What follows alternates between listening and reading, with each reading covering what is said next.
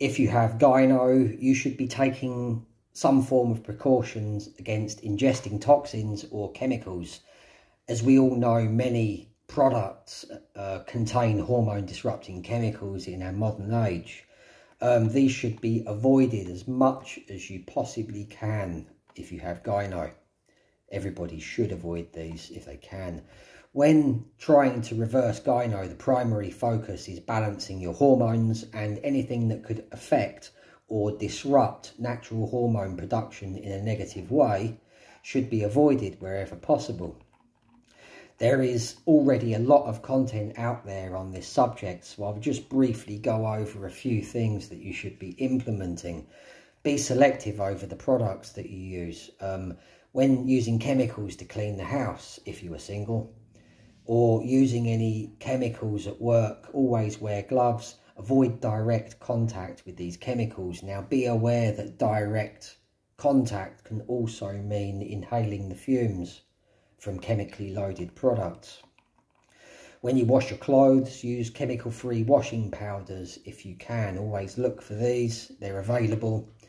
Also look to find good chemical-free deodorants, shower gels and skincare. Completely avoid all sunscreen products. All sunscreens are high in endocrine disruptors, protective layer for the surface of the skin, so that you're blocking out vitamin D synthesis as well if you're lathered up in all that shit. Now this includes after sun products.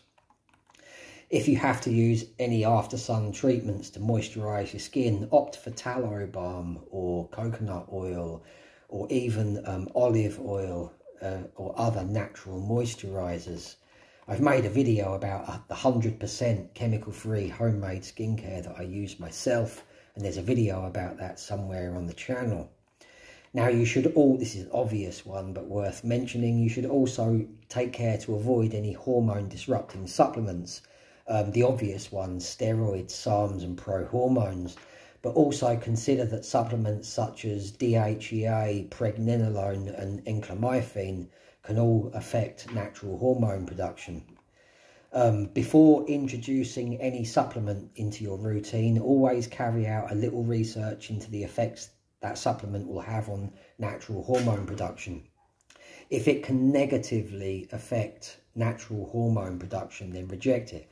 Now, what I mean by this, we all know of supplements that can be beneficial or possibly increase testosterone.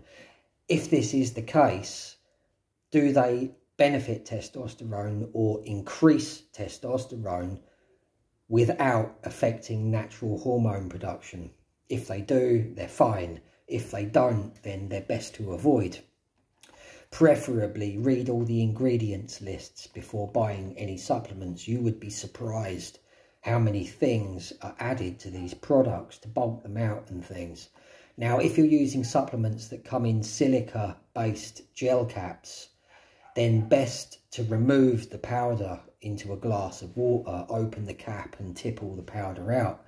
Quite often the gel caps contain hormone disrupting chemicals. You know, they're at silica, which is kind of a derivative of silicone, which is a kind of rubber stroke plastic type material. In fact, do this with any supplements that come in gel caps, and this includes the ones that say on the packaging that they're natural or vegan gel caps. Now, another thing you can do is using a liver detox supplement like milk thistle. This is going to help your body to flush out more toxins, and also make sure you're drinking enough water. Water also helps in flushing out toxins from the body.